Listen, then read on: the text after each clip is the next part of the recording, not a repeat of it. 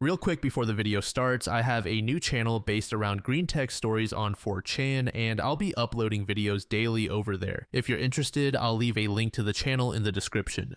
Hey everyone, welcome back. I'm Michael, and we're going to be getting right back into some more Reddit stories. If you enjoy the video, make sure to leave a like and subscribe. Now, without further ado, let's begin. This story was posted by a throwaway account in the infidelity subreddit. The post is titled, "Finding Out the Truth About My Wife." But before we start this story, I just wanted to share that at some point in this story, OP suddenly introduces two people named Stan and Sharon with little to no context. It seems that an update was missing and I just couldn't find it after looking around for it. But anyway, it seems that people believe that Stan is the affair partner while Sharon is the OBS. We spent 2 years together in college and got married the fall after we graduated. We spent 2 years exploring our relationship and finally settled down and were ready to raise a family. She got off birth control and her libido increased, but it took 3 years for us to get pregnant. We finally had a beautiful girl. After a couple of months, my wife went back on birth control and had a hard time with it. Her doctor switched her medications several times, but she experienced bad side effects with each one. We talked about it and were unsure if we wanted another child. Since it was easier for me to have a vasectomy reversed later if we decided to have more children, I had the operation. That was 3 years ago, and after coming off birth control, my wife has felt better. Sex has been worry-free since we could no longer get pregnant. We actually have sex more now than when we were in college. Then, 3 weeks ago, my wife was late for her period, which is not unusual for her. I noticed her breasts were a little tender, and she started showing what seemed like signs of morning sickness. I know there have been cases of nature reversing vasectomies, so I went to the doctor and had my sperm count checked. The verdict was that I am still sterile, but I did not tell my wife. My wife eventually went to her doctor and confirmed she was pregnant, so she had me go to my doctor to get tested. I did not go right away because I was literally sick from the stress of the situation. I had all sorts of horrible scenarios going through my head. In the end, I got retested and I took my daughter in for a DNA test. I got both test results back today and became violently ill after reading them. Yes, I am sterile, and no, my daughter is not mine. When my wife got home, I showed her my test results and she denied any wrongdoing, saying there was a problem with the test. I showed her the test from last week and she broke down crying. I finally got her to tell me who she had slept with and that it only happened once. The condom must have failed. I made her tell me the story 3 times, and each time I asked her if that was the whole truth and if there was anything else she needed to tell me because another lie would mean we were finished. She said that was the only time and that she had never done anything like that before. I told her how much this hurt me and asked how she could do this to our family and if it was worth it. I asked if she wanted a divorce and she pleaded with me to forgive her and put this behind us. I said I could not raise someone else's child and asked if she would be willing to terminate the pregnancy to stay together. She cried the rest of the night, but when we went to bed, she said she would do whatever it took to save our marriage. I have never brought up the DNA test. I will contact a lawyer next week to see what my options are if I have to pay child support on our first child. If she had come clean about the father of our first child, I could have swallowed my pride and tried to work to forgive her, but she thought she was in the clear and did not need to confess to anything else. There is no telling what I will never know. Lawyer update. My lawyer is excellent. She had me bring in a bunch of paperwork, bank statements, and my medical and DNA results and asked me to tell her my story. Her assistant sat in with us and took notes while my lawyer went through my documents. After I finished, she asked a few questions and spelled out my options. I live in an at-fault state, which is both good and bad. Good in that it gives us leverage, bad because it takes longer and is much more expensive. In the case of the first child, if my wife agrees to sign the papers, my liability for child support is an easy fix. If she does not agree, then a court-ordered DNA test and a court judgment can remove me without my wife's consent. Either way, I will most likely not have to pay child support. One way is just more expensive than the other. Since my wife has a good job and earns close to what I do, she does not think the judge would award her any alimony.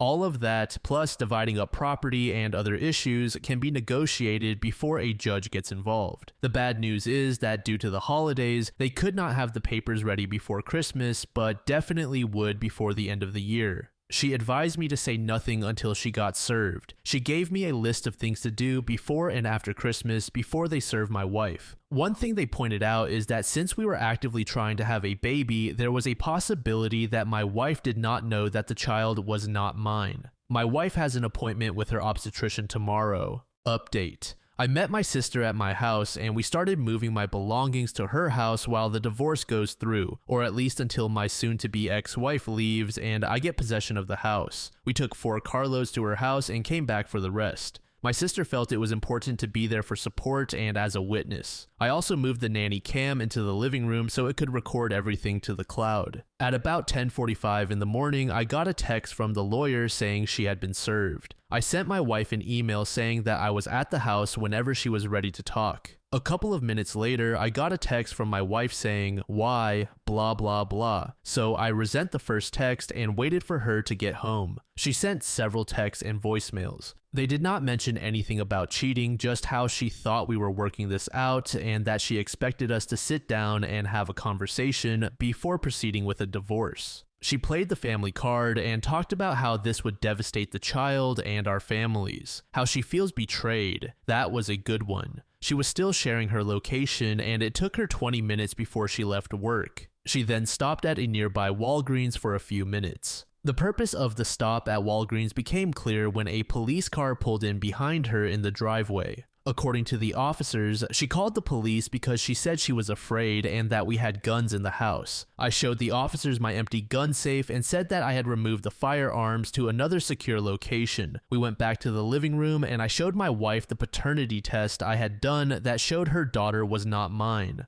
Her response was denial and disbelief, which appeared genuine. She broke down and cried for about 10 minutes. I told her this was the final straw and why I wanted the divorce. Around that time, the police officers reminded me to keep it civil and made their exit after I told them I was leaving soon to stay at my sister's house. When I asked who the child's father was, she claimed she did not know. I asked if there were that many men she was sleeping with or if she just did not know his name. I asked how many times she had cheated on me between pregnancies. She said it was just the 2 of them. I told her that I had said earlier if she did not tell the whole truth, I was done. I reminded her that I had also told her I could not and would not raise someone else's child. I told her she had better figure out who the real father was because I was not going to pay child support for someone else's baby. She wanted to know what we were going to tell our daughter, and I said that was up to her because this was her mess and I was not taking the blame or cleaning it up for her. I drafted a couple of emails last week, one for our friends and family with copies of all the test results and reasons why I was asking for a divorce. The other for my wife with copies of the same tests along with what I knew and things I had told her previously. I had to run it through my lawyer and make a couple of edits before she signed off on it. I sent copies to all our friends and relatives when she pulled into the driveway this afternoon. Most of the feedback has been one-sided and very colorful. In the end, I told her if she had been truthful, we might have been able to work things out. But I could not trust a lying serial cheater, and I told her if she had gotten her tubes tied instead of me getting a vasectomy, she might have gotten away with it. I told her she needed to get a lawyer so we could move forward and start to heal. Update 2, we had our second meeting with the lawyers today and we signed off on almost everything except the house. We are still waiting for an appraisal to come back to figure out the split. Motions were filed today and a court-ordered paternity test was scheduled for all 3 of us. Since my soon-to-be ex-wife did not fight me on everything, we filed a no-fault divorce petition. If everything goes right, I get the house back on February 15th and the divorce will be final on April 5th. The lawyers did a better job keeping us separated and kept the conversation between the 2 of us to a minimum. I was a little worried when she came in, pale and with no energy to speak of. I could not tell if it was lack of sleep or maybe over-medicated. She just stared out the windows as the lawyers read everything to us before we signed some of the papers. Walking out felt like I had shed a giant weight from around my neck.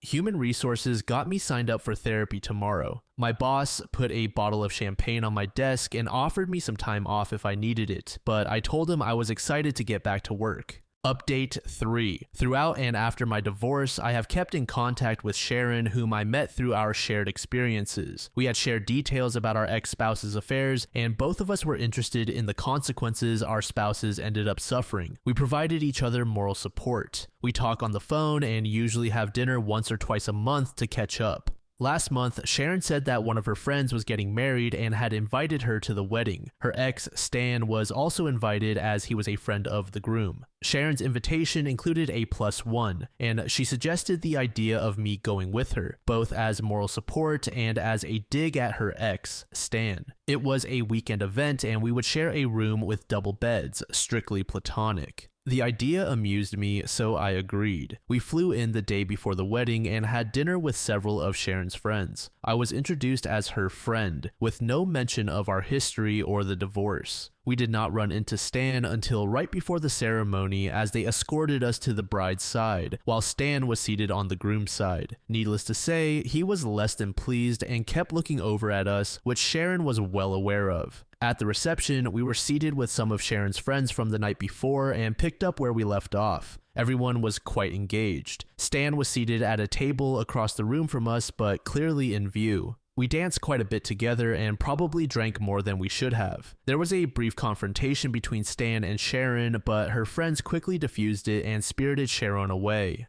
At the hotel after the reception, we had drinks with 2 other couples. There were several comments about Stan shooting daggers at us all night, a few about how cute a couple we made, and questions about whether we were serious or not. We laughed it off and said we were just friends. I had to support Sharon on the way to the room and had my arm around her. On the cramped elevator ride, we were standing quite close. When we got to the room, there was a tense moment and we kissed. Good judgment lost out to the alcohol, and we ended up sleeping together. The next morning, we did not speak much about the elephant in the room as we rushed to catch our flight home. We did run into Stan as we were checking out, and he made a snide remark before walking off. Once we were on the plane, we talked about what happened, agreeing that neither of us was sorry, but both questioned the wisdom of the timing. We agreed that we each needed some time to process what happened and planned to have dinner the following week to talk about it then. I know neither of us has tried to date since our divorces. I have not been in the right headspace to even flirt, much less date. I have a therapy session already scheduled where I will bring this up. Still, we did have a great weekend at the wedding. Under a Big W said, I do not know what I would do if I found out the daughter I had been raising was not my biological child, but I am pretty sure it would not be walking away with my only thought being, yay, I do not have to pay child support. I feel bad for him and his situation, but he also comes across as a psychopath. Your A Broken Record said, am I the only one who kept wondering when he was going to mention his emotional attachment to the child? I realize it is not his, but did he not develop any feelings or love for this child over the years? Was the plan just to never see the child again and to let the wife deal with the fallout? It is really sad for the child.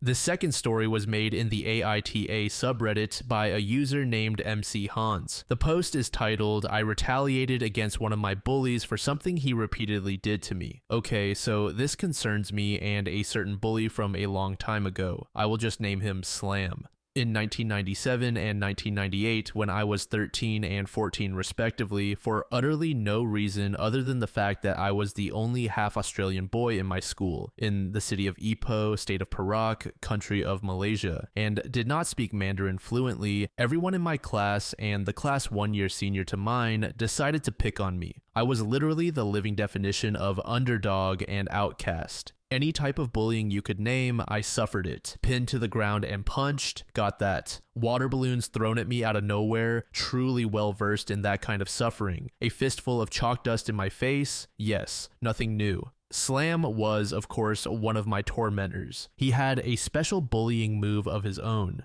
Whenever we were playing basketball, none of the others bullied me on the court, except Slam. He made it his mission in life, whenever he got the basketball, to run to me and throw the ball at my face as hard as he possibly could. Sometimes I dodged the ball and got lucky. Other times it left me with a very sore nose, watering eyes, or a bleeding lip. Slam did this to me anywhere between 30 to 40 times over the 2 years of torment. I never managed to get back at him then. It reduced me to tears quite a few times, getting a basketball to the face. Now I am 40 years of age. Slam, being senior to me, would be 41. As luck would have it, while I was perusing a sporting goods store in one of my city's malls, I saw Slam working as the manager for that store. I know the advice: be the bigger person, put it all behind you, let bygones be bygones. That is all excellent advice. But I could not help remembering how this person had made my life a living hell in 1997 and 1998. The fury and hurt of the past just bubbled up despite 26 years of time separating it. I walked up to him. Of course, he recognized me and started acting all affable and friendly, asking me if there was anything I wanted. I calmly told him I would like to see basketballs. Off he went and got a fine Spalding NBA ball for me. Once it was in my hands, I calmly and clearly stated, "Hey Slam, this is for 97 and 98. And with all my strength and a hatred I did not know still existed in me, I flung the ball at him. It caught him full force in the face. To say he was shocked was the understatement of the year. I ran off as fast as I could and did not stop until I got to my car. I felt fulfilled, like I had gotten back something I was owed after 26 long years.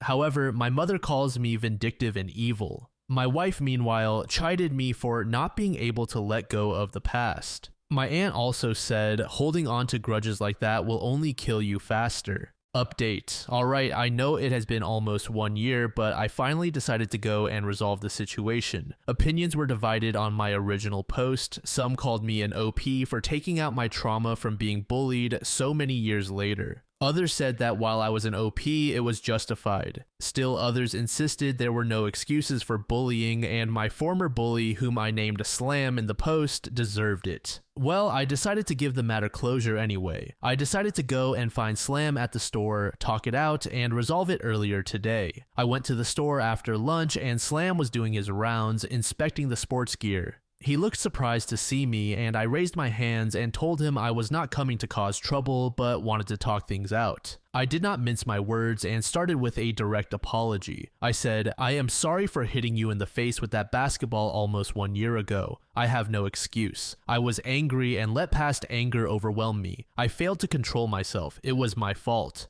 He shook his head and his response surprised me as he said, "I have no excuse either. I remember what I did back then and I really was a jerk. One hit in the face. I think I got off easy." Then the biggest shock of all, both of us laughed at that. Slam then said, "Look, come with me for a coffee. It's on me. I do not know how to patch up everything I did to you, me, and the other guys back then, but maybe we can have a coffee as a start." I accepted. We went to a cafe in the mall after Slam instructed the supervisor under him to take charge while he was away, and we talked. I showed him some pictures of my family and he showed me pictures of his. He was glad to know I was in the tutoring industry and even said that he might send his oldest child, 6-year-old daughter, to me for tutoring. We also found out we enjoyed some games in common, namely Borderlands 2, Diablo 3, and Doom 2016. After the coffee, he went back to his work and I headed to my car on friendly terms. So yes, a dignified and polite resolution to the matter. I was finishing up preparing my tutoring notes tonight and thought I would post this update just in case anyone was wondering if the matter unfolded any further. Well, it is done and over with now, and I am glad to say the shadows of my past have grown a little less dark. Thank you so much for making it to the end of the video, and thank you also to partner of the channel, Gamersupps. Use code DLAM to support the channel and get 10% off of your purchase, link in the description. I'm sure many of you like me have a hankering for daily caffeine, so go check them out. Lately, I've been a big fan of Titty Milk and Acid Rain, but they've got dozens of other flavors for y'all to try out. Anyway, thanks again for reaching the end, and I hope you all have an amazing passage of the next 24 hours.